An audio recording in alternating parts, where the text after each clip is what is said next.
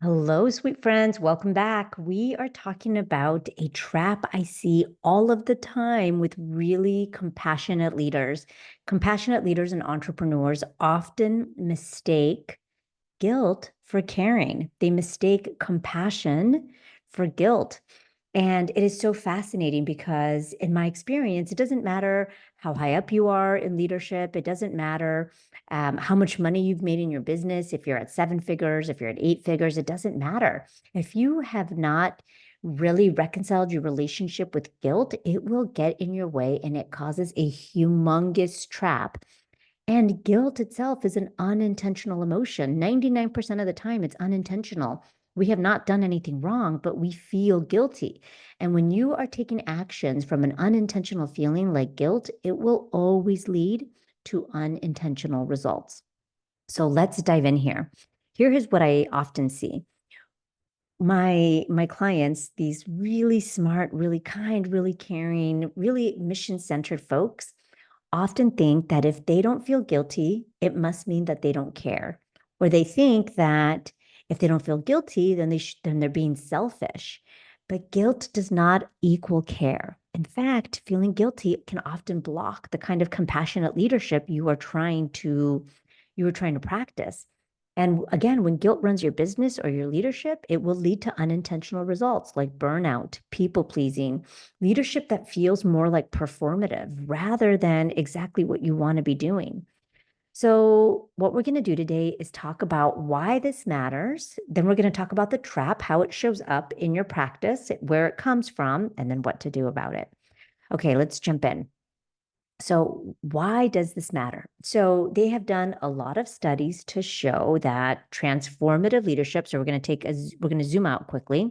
Transformative leadership, which has qualities that are rooted in emotional intelligence like compassion, empathy, vulnerability, purpose, that type of leadership outperforms authoritative leadership over and over and over again.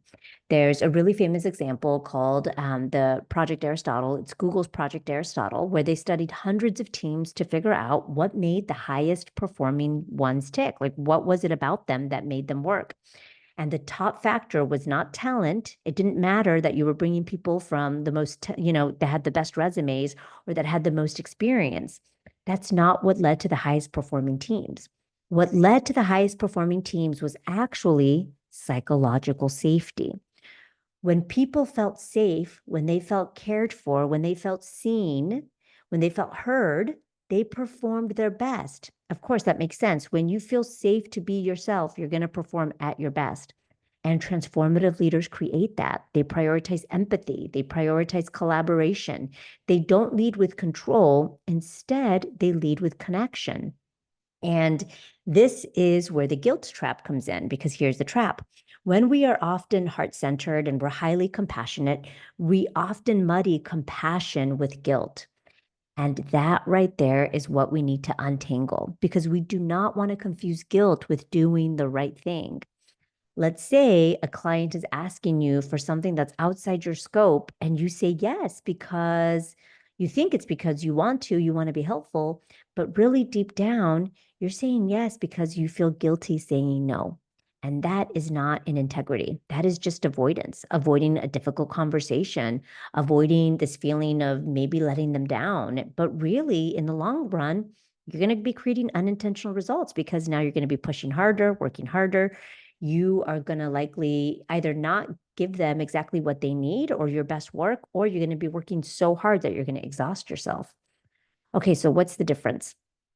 Guilt is rooted in discomfort with ourselves. When we are uncomfortable with ourselves, that's where guilt shows up. Compassion, on the other hand, is rooted in connection with other people. Guilt says, I need to fix this so I can stop feeling bad. Compassion says, I see you, I care, so let's find a way that honors both of us. So, real leadership asks us to stop outsourcing our sense of goodness to guilt and to really look in and see, okay, am I making this decision because I am uncomfortable, or am I making this decision because I actually care? So let's talk about where guilt comes from. So guilt is incredibly complex. And if we were going to go way back 30,000 years ago to evolutionary biology, and see what is the root of guilt, it makes a lot of sense. Guilt comes from this sense of wanting to make sure that we are following the moral code of whatever tribe we are in so we don't get kicked out of the tribe. Because if we get kicked out of the tribe and we are left to the elements, we might be stuck. We might not have food to eat. We might not have shelter. We might get eaten by a saber-toothed tiger or freeze. And that is not good. So guilt is there to keep us inside of our moral tribe. Okay, so however, now let's fast forward many years because now most of us are not functioning. We're not tribal beings anymore, even though we like to be inside of a tribe. And where did we learn what guilt was for us? So, for many of us, guilt comes from cultural teachings, religious beliefs, family systems, gender, racial norms, all those types of things.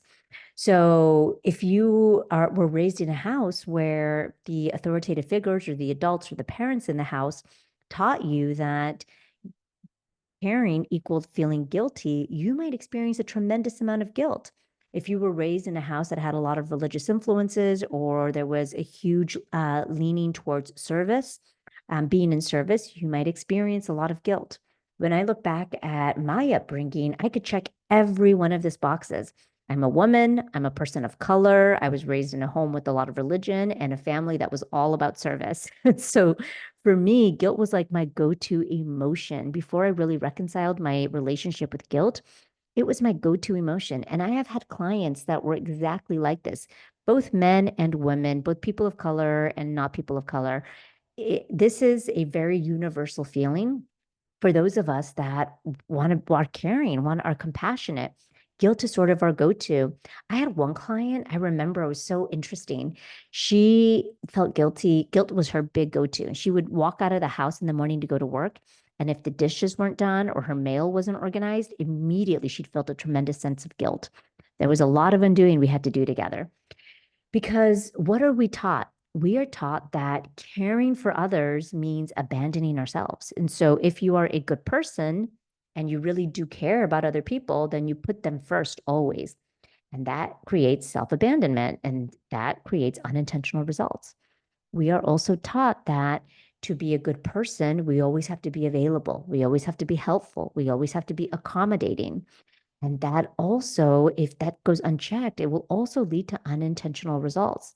So, those types of thoughts, that is not necessarily compassion, that is more socialization. And when we act from that place, we're not really leading, we are just managing our fears of being perceived as a bad person. So, there are two types of guilt, okay? There's rational guilt and there's irrational guilt. Rational guilt is easy. Rational guilt means you are going against your moral code. You're going against your moral code or the moral code of your tribe. For example, I abide by a code of I don't steal, I don't murder, I don't kill, I don't cheat, things like that. So you get to choose your own moral code because your moral code is based on your own personal beliefs and values. And so that is rational guilt. Okay. Rational guilt is easy. We're going against our own moral code, we're going against our own integrity. Irrational guilt. Now, irrational guilt is fascinating. This is all the learned behavior, all the socialization. So, irrational guilt is a learned response and it's associated with like the word should, like we should on ourselves, and rules that are really not our own, but rules that we were taught when we were being raised or based on society. And again, depending on how you were raised and what was modeled to you, it can show up for you in many different ways. So there's three big reasons where irrational guilt shows up. Number one, a sense of over responsibility. For example, let's say a somebody that you work with or that you manage asks for a request at work. And the request is, I'll give you a real example because I had a client like this. I had a client who was a department chair of a very busy hospital, and he had to make the clinical schedule. And there was a request that came from one of the advanced providers at the site.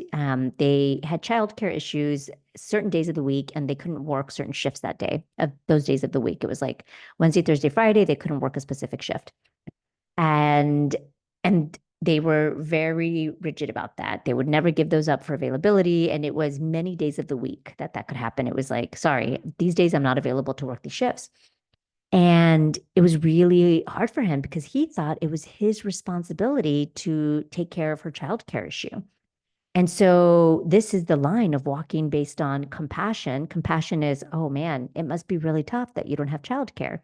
So, but over responsibility is like, oh my gosh, I got to make sure that I don't schedule her for these things. But what about everybody else? Now everybody else has to work this undesirable shift.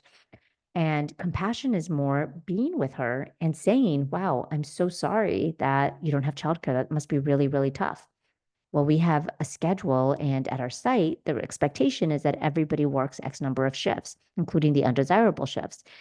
And if you followed compassion centered leadership, and you really showed empathy to this person, then you can come up with a solution that honors both of your needs. So, for example, you could say something like, I understand you can't work those shifts. These are the other shifts that are really tough to staff. If we give you these shifts off, we might have to give you some of these other shifts instead, like a Saturday or a Sunday or something like that. And you could work together to come up with a solution that's compassionate but meets both of your needs, as opposed to over responsibility. And now you feel like it's your responsible to right that wrong. Okay, so that's the first one. The second irrational guilt is underlying anxiety. So it's this sense of like fear that someone's going to get mad at me or I'm going to disappoint somebody. And it's super, super, super fascinating, that sense of it's like a underlying anxiety that leads to this irrational guilt that if I say yes or if I say no, then someone's going to be really upset. Now, if that resonates with you, I want to pause for a second because that oh, I label it irrational guilt, and it is likely irrational for the experience that you are having in that moment. But if that resonates with you, that is likely coming from somewhere. Either you learned that as a kid, where maybe really people did get mad at you or disappointed with you, or it wasn't safe for you to not people please certain things. And so it was scary for you, and you did have to have that sort of underlying anxiety because it literally wasn't safe. Or maybe you inherited that from your parents because maybe they lived that experience, or through epigenetics that came from generations before you. So number one is over responsibility. Number two is an underlying anxiety that's fear based, where someone might get mad at you. And this third one is the sort of little kid belief that I can only be happy if they're happy. So I say little kid belief because young kids are sort of egocentric, where the world revolves around them. And they do sometimes feel like they see their mom crying and they want to go make their mom happy. They think it's their responsibility to make their mom happy. So that's the third type of irrational guilt. This little kid belief that I can only be happy if they're happy, which means we'll use that schedule example again, that you can only be happy if you make everybody on that schedule happy. And you know that that's probably impossible. It's impossible for you to make everybody happy. For once, you're not in everybody's brain or mind, so you don't know what's going on in there. So you really can't make everybody happy. And I know we know that rationally, but sometimes that shows up as an irrational thought or belief that gets in the way when we talk about guilt. So I want you to notice how irrational guilt comes with irrational thinking, specifically about consequences. And irrational guilt is going to linger even in the face of facts. So I'll give you another example for this one. I used to have a client that felt so guilty doing anything for herself. Anytime that she would take for herself, she felt incredibly guilty. She had young kids and she worked a very demanding job. And so she felt that if she was not working, she should definitely be with her kids, or she was being a bad mom. And if she wasn't with her kids, she should definitely be working because her job was so demanding and she wanted to do such a good job. And she had one weekend where the kids had a party all weekend. It was a birthday party that they were going to go to. And then they were going to go to her husband's family's house. And her husband volunteered to take the kids to the party and give her the morning off so she can go do whatever she wanted. And it sounded so awesome for her, but she was feeling so much guilt. And she got all the way to making an appointment at a spa for the morning, but she felt so much guilt. She almost didn't go. And then her husband convinced her to go. So she finally went, and she felt guilty even when she was there. And then she left the spa, was coming home, and she checked in with her kids when everyone was home. And she said, how'd it go? Did you guys have fun? And the kids were like, yeah, we had so much fun. We did da da da da da. And they were telling her all the things that they did. And there was still this like feeling of guilt that she could not shake, even in the face of facts, even though she knew her kids had a great weekend, that they were fine without her, that everything was okay. She still had a lingering feeling of guilt. That's irrational guilt. So again, rational guilt, you are going against your moral code. Irrational guilt is based on socialization, learned responses, usually associated with the word should. I should do this, I shouldn't do that. And they come in three flavors. One is over responsibility, two is the underlying fear-based anxiety, and third is that little kid belief that I can only be happy if you're happy. So why do I share that? I share that because if you look at this, you'll notice that oftentimes when you are feeling guilty, 99% of the time it is irrational guilt.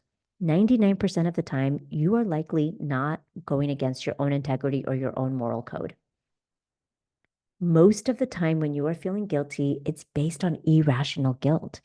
And I just think that's so important for us to see, because when it's rational guilt, we do need to right that wrong. If we actually did something that's going against our moral code, we have to right that wrong. And when it's irrational guilt and we are making choices from that, we're making decisions, we're taking actions based on that irrational guilt, that guilt is unintentional. And if you guys remember back to the episode, I think it was episode number 3, the self mastery tool that I taught you guys, the cognitive thought model. Guilt goes into the feeling line, and irrational guilt is going to create feelings, always drive our actions. So irrational guilt is going to drive in our actions. And an unintentional feeling like guilt will always lead to unintentional actions, which always lead to unintentional results. So, for example, unintentional actions, we'll use that last example of going to the spa for that a client I had. She had the thought, oh my God, I feel so guilty. I can't go to the spa. What would it have led to? It would have led to her not going to the spa, maybe going with her kids, or going to the spa, but not having a great time because she kept thinking about the fact that she shouldn't be there because she was feeling so guilty. And of course, it leads to unintentional results. She doesn't get an actual break or rest. She's just really exhausting herself with her own thoughts. And so, what we want to check with ourselves is, when we feel guilty, where is the guilt coming from? Okay, so that leads us to the last part of today's episode, which is, what do we do with this? And how do we move past it and not fall into this trap? Because what I want for all of you is to continue to lead with compassion, with heart, but not let yourself get muddied with guilt. Don't fall into that trap. Okay. So the first thing I want you to do is, when you notice the feeling of guilt coming up, you might notice some words like the should coming up, like I shouldn't do this, I should do that. Or you might actually be thinking, oh, but I feel so guilty. I want you to pause as soon as that comes up and name the feeling. Okay. Ooh, I notice that I'm feeling guilty. When that happens, then I want you to clarify for yourself, is this rational guilt or irrational guilt? What is it? Sometimes that is all you need. Sometimes when you give your brain that clarity and you can answer that question for yourself, oh my gosh, fascinating. This is irrational guilt. Sometimes that's all you need. That clarity dissolves the confusion. It allows your prefrontal cortex to make a decision that's coming from your highest self, your inner sage, and then you can move on. So if that's all you need, fantastic. If it's not all you need, then I want you to ask yourself, okay, am I in integrity here? Am I in integrity? If you are in integrity, then you know that what you're doing is the right thing. If you then there's no need to feel guilt. Guilt, culpa in Spanish, it means culpa. It means fue mi culpa. It is my fault. Again, that is that little kid belief. When really, if you are in integrity, then you are in integrity. You are doing the right thing. That's one tactic. Pause, name the feeling, give your brain that clarity. Sometimes that's all you need. And check in with yourself. Am I in integrity? If it's irrational guilt, label it irrational guilt and move on. The second one is, I want you to really sit with this concept of compassion. And I want you to take a moment to really redefine compassion. Compassion is beautiful. It's a gift that we give to humanity when we sit and care about others. But compassion is not self-sacrifice. Compassion is the practice of honoring everyone's humanity honoring everyone's dignity, including your own, including your compassion, your dignity. You first. You first. Have compassion with yourself first. The more compassion you can have for yourself, the more compassion you can have for everyone around you.